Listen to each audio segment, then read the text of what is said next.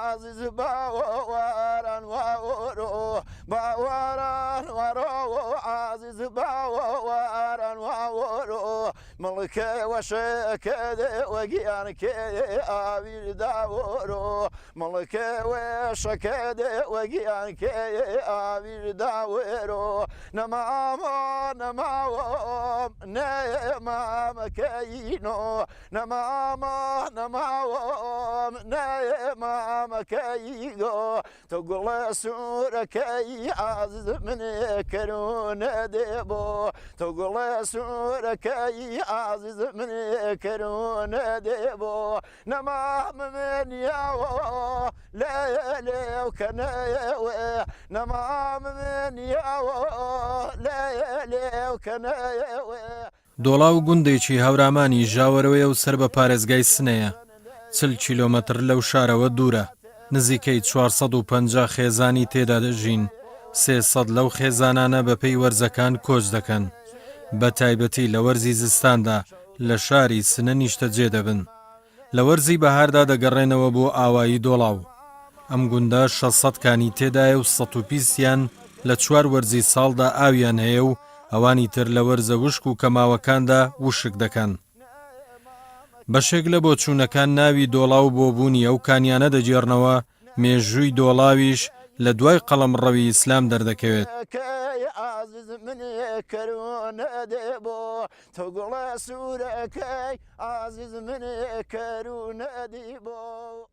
ئاوایی دۆڵاو لە 40 کیلومتریە شارێ سنە قەراری گرگە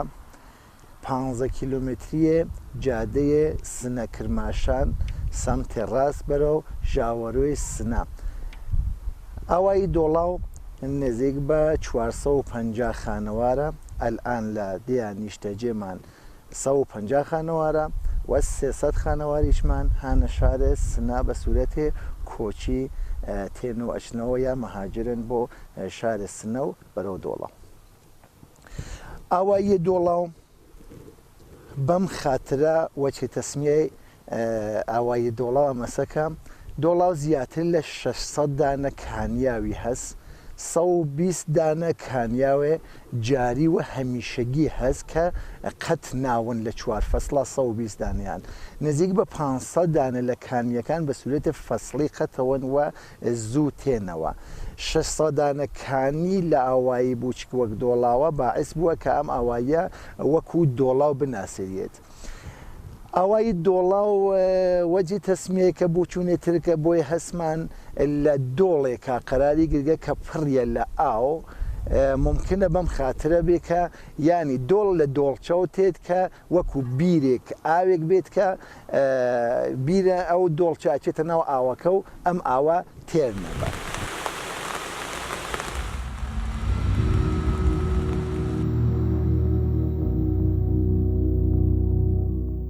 مەزاری حەوت عەواڵان یەکێکە لە سەرچاوە مێژوویەکان کە سینە بە سینە حکایەت و بەڵگەی مێژووی بەجێهێشتووە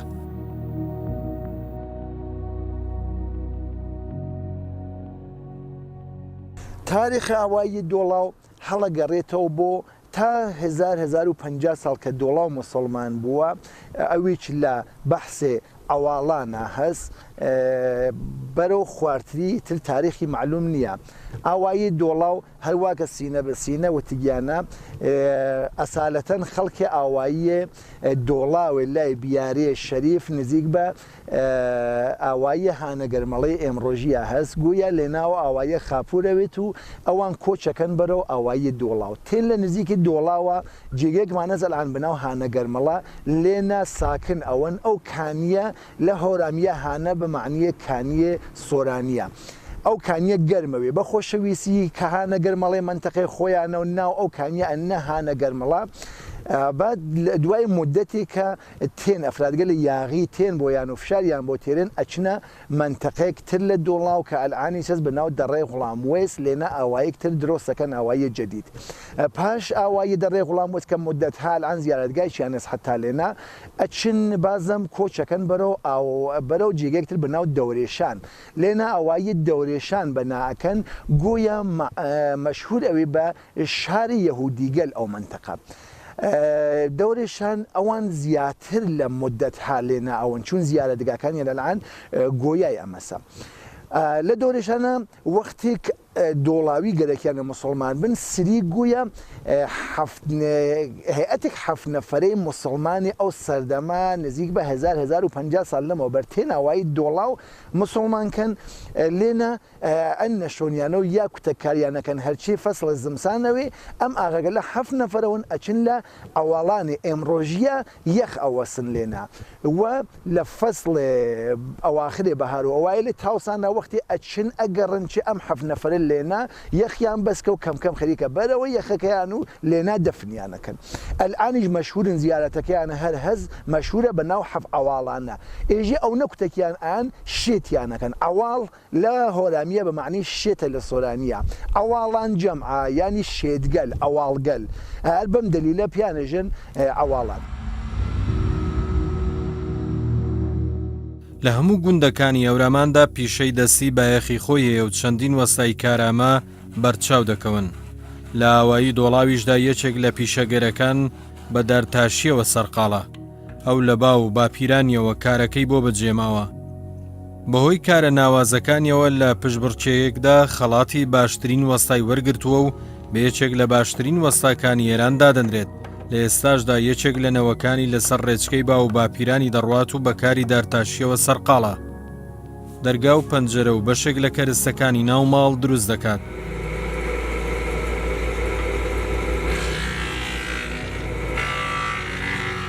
من نتومان هل صناعة كاي بيقول لترى وصا برامو وصا حبيبو لترى وصا حبيبو جاي حاجة وصا حمصان جاي دوار حاجة حمصان وصا حبيب لو وصا حبيبو جاي بس حاجة حمصان لحاجة حمصان جاي ببرام كرم إما فتن بره إما شيك ما ندرس كذا فت رأى القرآن أمر عن القرآن بونتي أما فتبو من السانسة إيران لترانا وقت فتح حوالي تابعيني دابم أما دابم ما انفسم بأزم نمونا بدأ إيمان لسانسة إيرانا إيمان بنيكي بل جنتير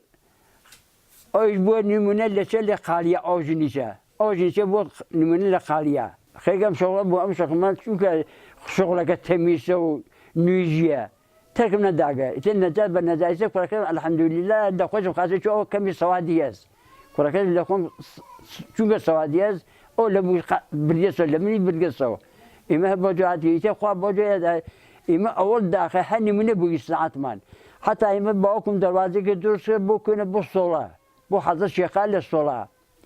دروسي كر ملك فصل حتى الدين أو دروازة عايز تفي على أو دروازة للصلاة ماج أو دروازة لحد الشقالة إما بوجه صنعت ما تميز بوجو نمونه بوجو إلا سانسة إلنا تأمر عن القرآن من درس كي هيش نيدان درسيكا لا توجه درس نزاجة كورسان برديان نمونه درس أكو ولا حد ناس بم تشكيلات دنا بويان أو بفرن تدرسيكا بم درس دنا بويان يتم هاتينو أو جازة دافيمو حتى الروزنامة كردوا في البداية عشان الروزنامة كده دابين خدا بيخونن بزن چبو چون مجله چاپ کرد خليك ونجاينا وين نجاي جا هل نصل النص يوان بمن مثلا جا تعتم وتتام جا تعتش وهل كلن يلي شوي نصل ما تعمل شيء بزانو هل نجاي بين مي ويسج من نصل ما يوان بمن ادام داني نجايه ويشغل شيء والله من هل يوان بنا مثلا جا إرسيو يوم بنام هل ويجي ملاقة من بنش بوكي دام دان وش ميشن نجارية كلني كانوا تمام دولارج هرجع قيمة تتامو بواش ومصنع عيني أنجام شدان هاي سميش خليكوا يحلفناني ونج خليكوا نجارينا يعني ورده واللي متأسفان أنت صالة هشتاو شوار وهشتاو بنج برولج كم الزعيف بي بردمش كي كوتش كت بشاي إي آهن وعالمني من شيء عامي شكي نجاري كم وبي مردم کمتر استقبال کرد جشوی ولی خوشبختانه عیسی ای بحث و گردشگری چی عمله مردم استقبال میکرد جشوی میجیسه کم میتر کارگاهی فستین و راو خریکو نجاری چی بینن و دەرامەتی شکر بەخای گنۆڕا دەرامەتی خراو نییەن خاسن ئەم جەپاڵ و کەشاوەرزی نەجەپاڵ و مەسەڵەن بازێکارانە نەجایەکەشمە تای دامبەی هەر خاسی چێن منبع دەرامە دێشن فرە خاسن دەگا و دۆڵاوی خوشببختانە مردم چکێ استقبال مەکە و جەچووی ولی ئەی کۆچە یا مردمی تر کۆچشکەت پێشاری چکێ دەرامەد نەجارێکەمە بی و ئەیسدە من خەریک و مەسەڵەن بوردەکاری مەکە و دەگا و دۆڵایەنە مەسەڵەن جۆشکاری نەجاری هەر کارێکە بیاو بنە مەسەڵەن پتاو ئەنجامش بە و ئەنجامن وەچی دۆڵاوێنە دەگا و دۆڵایش وڵا تا یاگە بزان و قەدیم دەخەدم هەر وەش جەچووی ئامن جەچووی استفادەشکردن پێ کار و یانەی پێ کار و ساختمانسازی پێ هەرچێکیەوە جەچووی استفادە مەکە و جەچووی استفادە مەسەڵەن بە نەزەرویشان چوو دەوامش فرەتەرن کار و ساختمانی نەجەکار و پەنجەرەنە تا مەسەڵەن چێپسە ئاهەنی یا ئاڵمنیومی و پێ وەخت و ئانش مەسەڵەن کۆرای یانەی تازە مەکەرەوە مەسەڵەن منبع دەرامەتیشکە من چۆچکێ هەزینەش کەمترن تا ئاهەن و ئیسەی جەدیدەی پیویسی ئامن جەچووی استفادە فرەتەر مەکەران ئیسە حاڵی حازر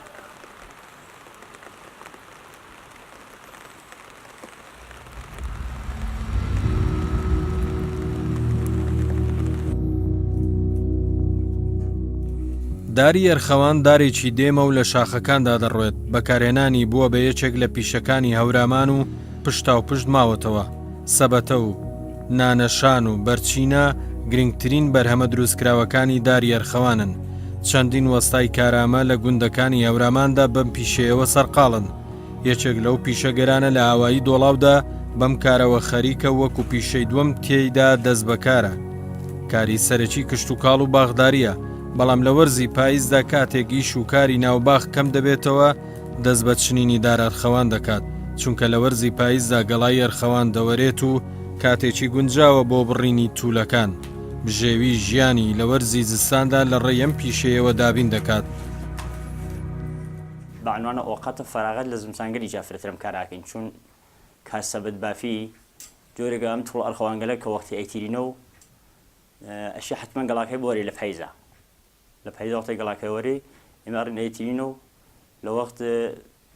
لە وەختیەوە بە سافە سەلمان شوعێ لە وەختی ئێمە شوعی پێگەین بعد بیشتری ما يحتاج ئاوایی بەسا دروستەکەین شتگەری وانە ئاوایی خۆمانە مۆرد فرۆش و بەسا مەد باوای استفادە لێکە بەسا دەسەچینەگەرێکەوە ها لە بەردەسا یا نانەشانێک کە بوون نان استفادە لێکەین نانی نەبانی ئەم جۆشتکە لە فرەتر لێرە بعد ئاوایی لە خارجی بەسا باتەوەری بۆ ئیسەکە فرەتر ئایسە ماوەدگە لە شیمیایی وەک بەسا پلاستیک بیژی وەک سەد وەک نازانم شتگەلی جدید هاتیە کەمتر استفادەکەن متا ئاوای ئێوە خۆشببختانە لەم شتکە بەسا سنەتی استفادەکەن سەبەد و سەوەتە و لاخرە نانەشان خۆمانی ژین و وڵات دەرامەدی شکر بخوا خاصە ولی خۆ بن بەسا متەکیم نەکرێ بانەوە مینەوە لەبانە شوڵی تفام نەکرێە چویسە خۆتان نەزانی تر لاخرە وەزیێت اقتصادی جۆرێکە کە بە شغلێک و دوان جواوی هەزینە زندگی نییە شتگەلێک زەریف بافتنی وەک مەسەڵەن شتگەلێک دکۆری سەبەتگەلێک دکۆری فرەتر چون سەلیقەی ناماڵ فرەتر ها بەدەست ژنەوە شتگەلێک بافتنی زەریف زینەتی بوونەوە دکۆریە کەسێک بتوانانی واخان گەرەی بەسا قەستەوەی بێت کە پیشەڵباتەکارەکە واخانەتانی شتگەلێک دکۆری دروست کات و بە فرۆشی ژفرست ئەلانەمە ئەم توولگەلە ئەم دارەرخەوانگەلە کولا هەناو زەوی خۆمانە ئەوەتە فرێچمان زوەلی گشتی ماپاکۆ نەکرد نەمانتوانێت چون واخان فرسەتنەوە پای کەم و بعد فرتر ئەوای دۆڵ قبلا قەدیمگەل لاوایگەل ئەتراف و مەسەڵەن هاوردیانە وەک جێگە مەسەڵ وەک ئاوای نزاد واخان کە فرێ بووە لێنە هاوردیانە ئۆساکاگەلی قەدیمە بۆ فرەفرە با تەجروبەگەل بەدەم کاریانە کردیە مادبيني ومالوله مادبيني ومالوله شني وخيا والله شني وخيا والله كوثاني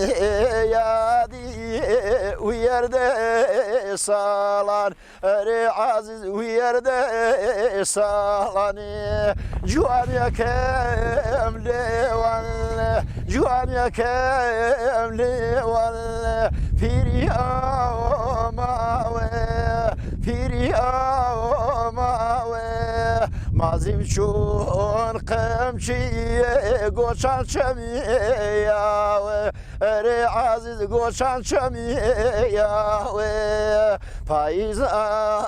ماوه رنگ زردی پیچم پاییز ماوه رنگ زردی پیچم تكلم ريزو خم وباواني خم ري عزيز خم وباواني خمي هەنگداری لەم گوندەدا بە شێوەی زانستی بەخێو دەکرێت و بەشێکی زۆری یاوایی بەم پیشەیەوە سەرقاڵە. کارێکی سەختە و بۆ دەستکەوتنی بەرهەمێکی باش خزمەت و لێزانینی دەوێت. گواستنەوەی هەنگەکان بەپێی گۆڕانی کەشوهەوای وەرزەکان یەکێکە لەو کارانەی پێویستە ئەنجام بدرێت. لە وەرزی پاییزدا دەگوازرێنەوە بۆ ناوچە گەرمە سێرەکان و لە وەرزی بەهار و هاویندا دەهێنرێنەوە بۆ ئاوایی. لەگەڵەوەشدا پێویستە چاودێری بکرێن و لە نەخۆشی و حەشەرات بیان پارێزن.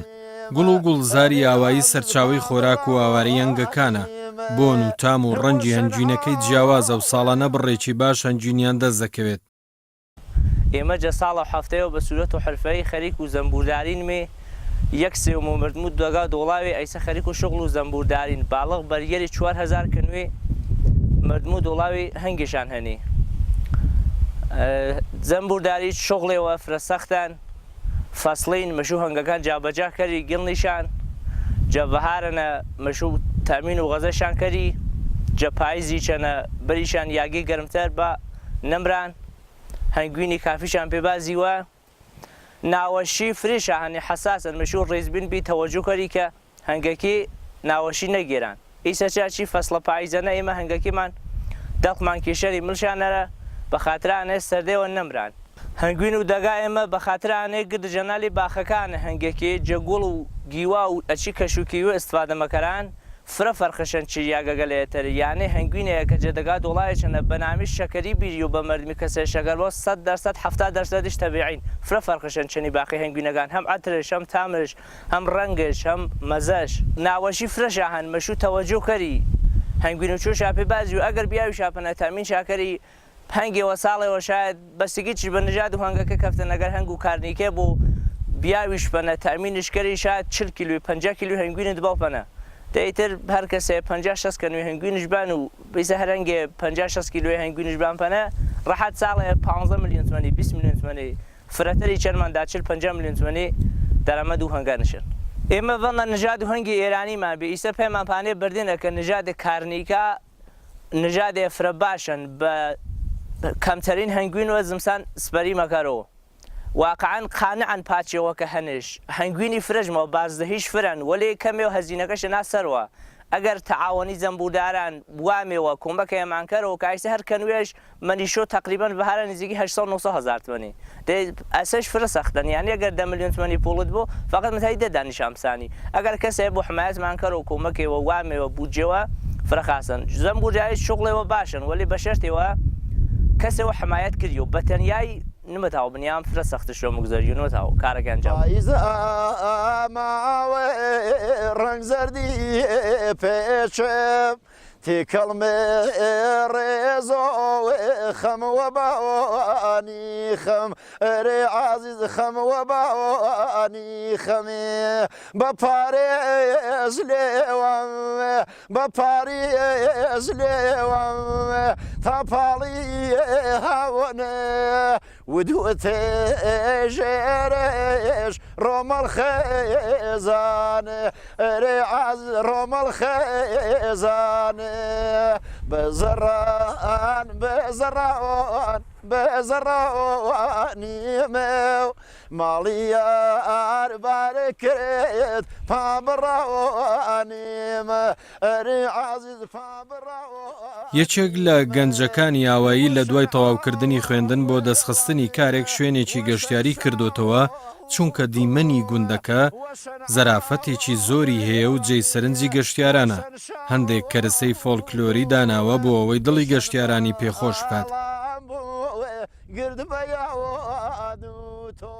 هەدەفم لەم گەردشکەری ئەوە بوو کە مەهاجرت بەراکسە بێتەوە ئاوایەکەمان ڕۆنەق پیاکە چون واخان ئاوای دۆڵا و زەرفیەت گەردشکەری فرە هەست جاذبەکانی ئەوێتە دانێکی بافت پلەکانیە کە ئەو بافت خەدیمە خۆیان حفظ کردە دوو باخ و باخات ئاوای دۆڵاوە کە واقعان بکرە لە منتەقە بەخصوص لە منتەقەی کوردەواریە و کیفێ ئاوەڵان کە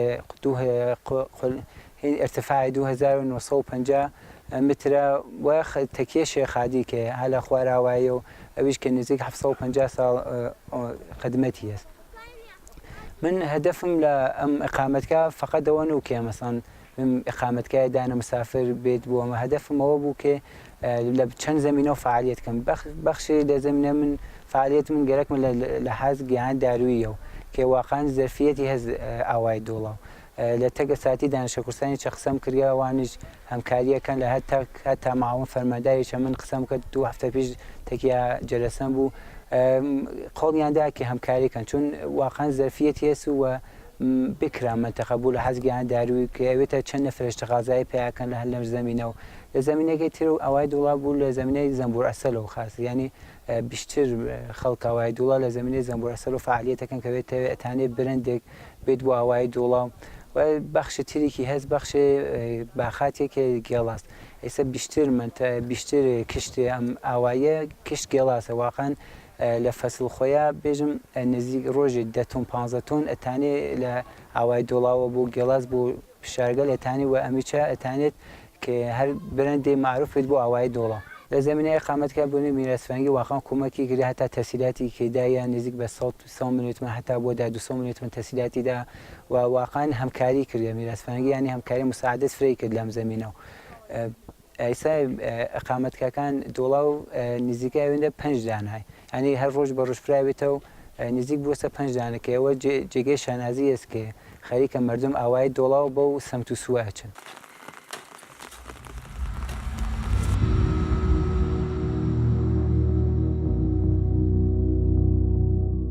گوندی دۆڵاو گوندێکی ڕەنگین و جوانە لە قەتپاڵی شاخەکاندا هەڵتۆقیوە